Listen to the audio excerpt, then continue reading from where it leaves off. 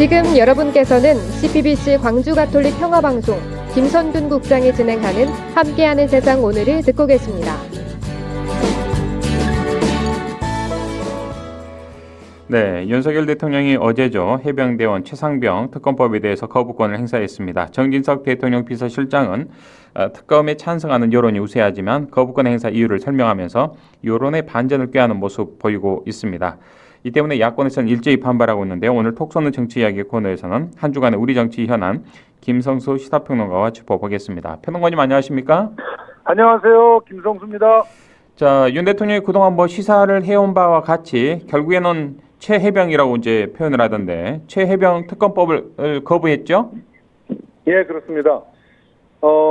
세 가지 이유를 대면서 이 특검법이 위헌이다 이런 얘기를 하면서 거부를 했는데요. 일단 공수처장의 임명을 동의해놓고 공수처를 무력화시키는 것 자체는 자기 모순 아니겠느냐. 이 공수처가 결국 고위공직자들의 범죄를 수사할 수 있게끔 힘을 실어준 기관인데 그 기관이 수사하는 것을 기다리지도 않고 특검을 먼저 하는 것은 그것은 기본적으로 그 원칙에 어긋나는 것이다 이런 주장을 먼저 했고요.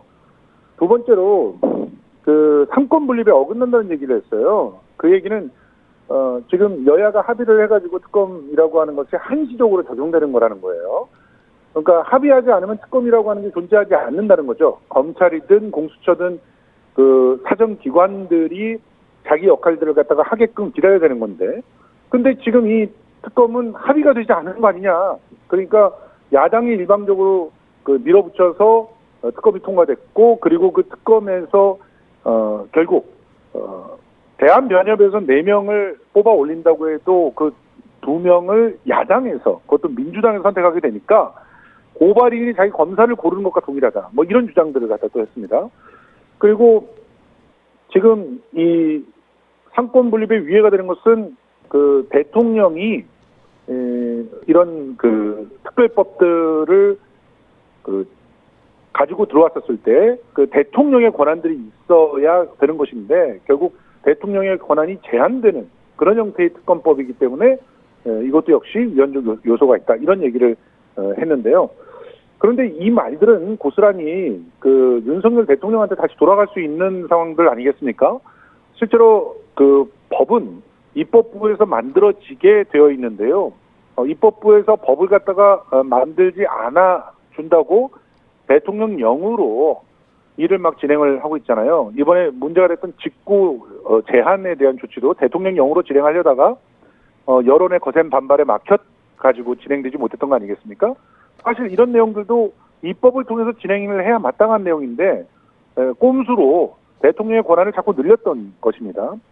그리고 지금 그 해병대원 최상병 같은 경우는 이미 그 법에 의해서 수사가 잘 되고 있는 상황이었고 정확하게 그것이 경찰로 넘어가는 상황을 외압을 넣어서 그걸 휘둘렀단 말이죠.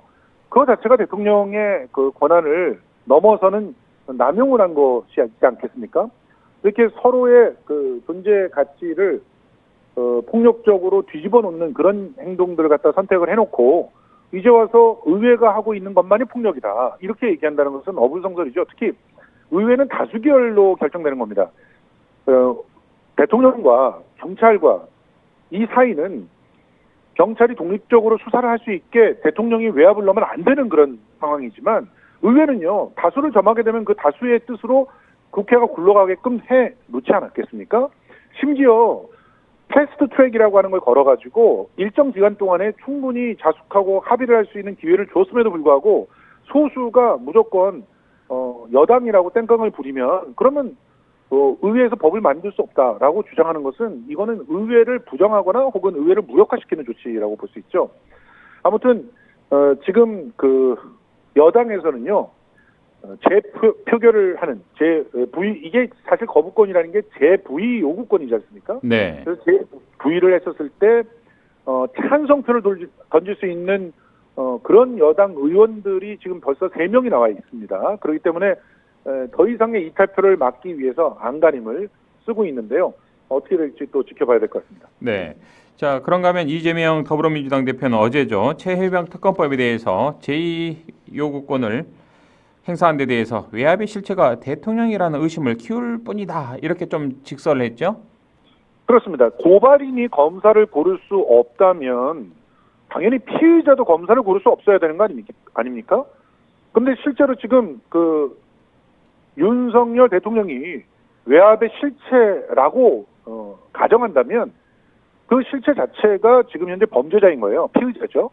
그 피의자를 나는 공수처에서만 수사가 될 거야. 이렇게 얘기하고 있는 것과 동일합니다. 그러니까 이재명 대표는 그 부분을 지적을 했던 것이고요. 그리고 이재명 대표가 얘기했던 내용들은 대부분 이재명 대표의 의혹들을 공격하면서 대통령 후보 시절에 윤석열 대통령이 썼던 말들입니다.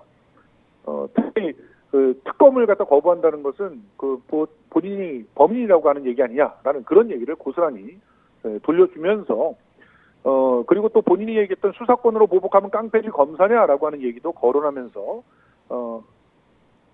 10번째 네. 제2요구권을 선택한 그런 대통령을 강력하게 비판을 했습니다. 실제로 국민들은 지금 거의 70%가 넘는 그런 찬성을 보이면서 특검을 도입해야 된다고 주장하고 있잖아요. 그런데 그런 국민들의 명령을 거역하고 있는 상황이기 때문에 이런 그 대통령의 선택을 이해할 수가 없다는 것이고요. 국민들의 거센 그 반발에 봉착하게 될 것이다. 이렇게 이재명 대표는 경고를 했습니다. 네. 자, 이제 뭐 다시 공이 국회로 넘어왔는데 앞으로 어떻게 전망하십니까? 예, 지금 그 28일 본회의를 민주당이 예고를 하고 있고요. 그리고 여기서 그 특검법에 대한 재부의를 진행을 하겠다라는 그런 의지를 보여주고 있습니다.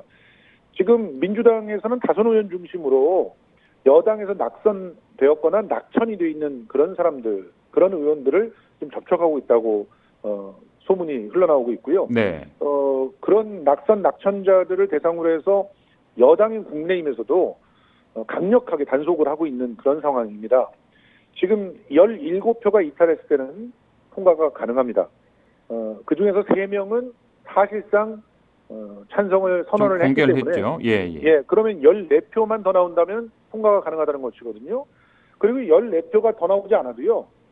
일부가 낙선이나 낙천에 대한 불만을 몸으로 표시하는 그런 행태로서 본회의장에 나타나지 않으면 됩니다. 본회의장에 나타나지 않아서 재석 의원들 숫자가 줄어들 경우에 재석 의원의 3분의 1을 놓고 판단을 하게 되잖아요. 출석한 의원들의 숫자만 3분의 2로 계산하면 되는 거니까요. 맞습니다. 네네. 그래서 지금 이제 결국은 낙천자들이 어떤 선택을 할 것인가. 예. 거기에 국회 사실은 임기가 5월 30일까지예요.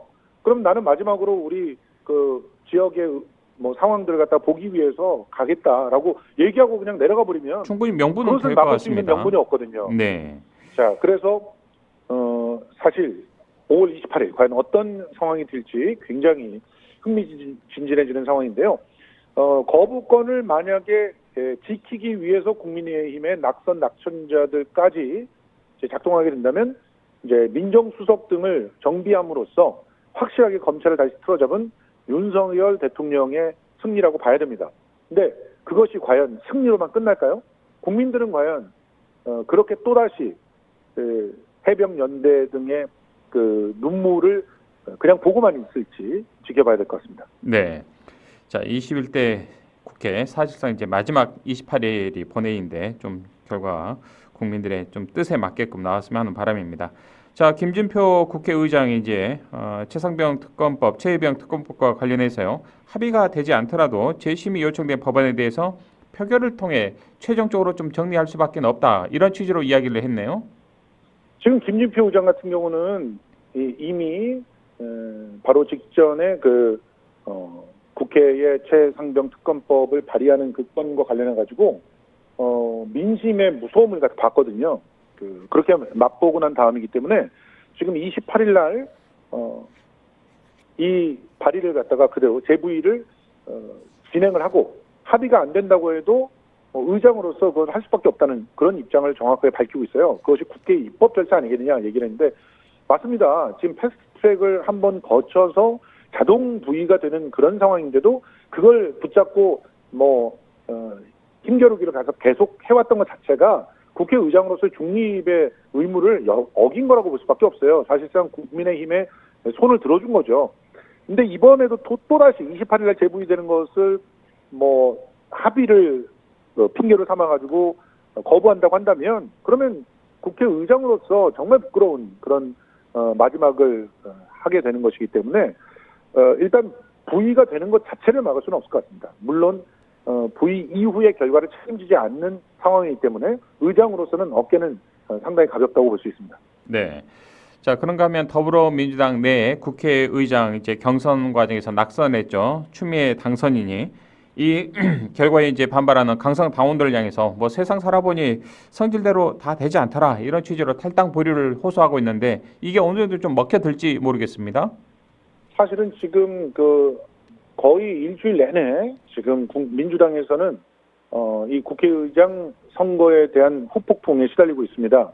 특히 강력한 민주당 성향의 구독자를 갖고 있는 대형 유튜버들이 지금 이제 도대체 어떤 사람들이 우원식 의장을 찍었냐 이거 색출하고 있어요.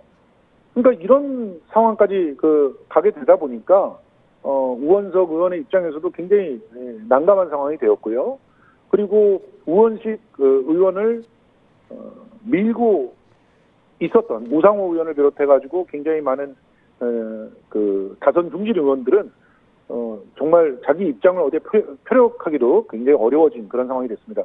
그러다 보니까 지금 이재명 대표가 일단 어제 국회에서 민주당원들의 집회가 있었죠. 그런데 그 집회에서 밤 10시에 난상 토론을 갖다 제안하면서 거기서 그 국회의장 선거의 의미와 또 문제점, 앞으로의 대안들을 갖다가 토론하는 그런 시간을 가졌습니다. 그러면서 무려 34분간 무대본으로 명연설을 했어요. 거의 민주주의의 어떤 원칙과 지금 벌어지고 있는 그런 상황에 대한 논평이었는데요.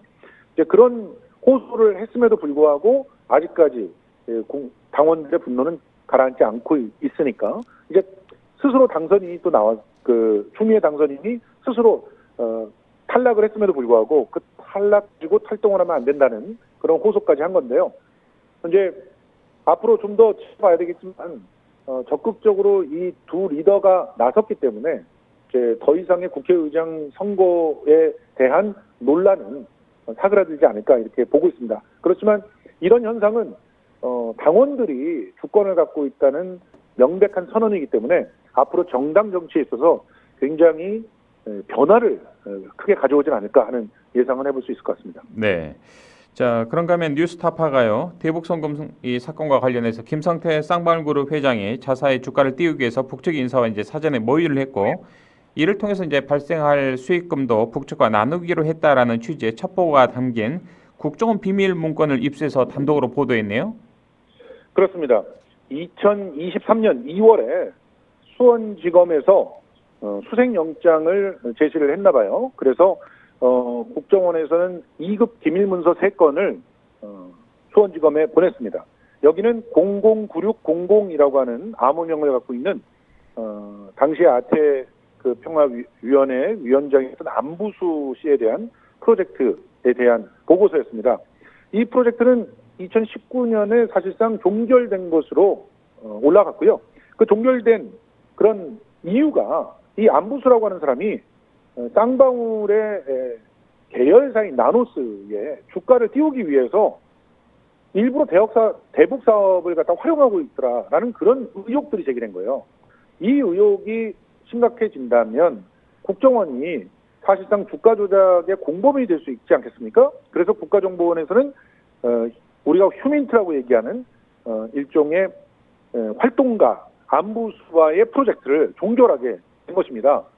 그런데 이 문건이 가지고 있는 것은 결과적으로는 어떤 의미냐면 김성태라는 사람이 북한에 돈을 보낸 것은 자사 주식의 주가를 부양 혹은 조작하기 위해서지 이재명 대표의 당시 지사였죠. 대북 어떤 방문을 위한 것이 아니었다라고 하는 결론이 나오게 되잖아요. 둘 중에 어느 하나는 확실한 사실이 되는 겁니다.